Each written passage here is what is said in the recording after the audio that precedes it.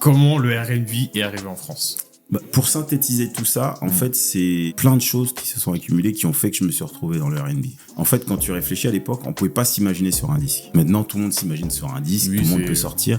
Mais déjà à l'époque, c'est pour ça que de façon détournée, les choses ont tout fait pour que j'écrive, que je parle en rime, que je danse, que je chante. Comme si ton destin, il était déjà tracé. Oui, mais il a fallu que j'accepte ces choses-là et que je les fasse sans avoir peur d'être ridicule. Et c'est des gens qui ont donné confiance en moi et surtout cette envie de partager a été plus forte que d'être ridicule. Et ce qui fait que, tu vois, c'était pas évident de se retrouver sur un disque. Pour nous, c'était inaccessible. Ouais, c'était... Après, il y avait pas aussi d'exemples à la télé pour que vous puissiez vous dire... Moi, tous les disques qui étaient chez moi, à part...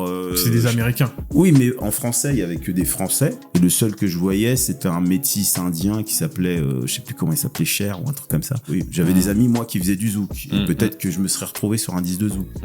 Mais comme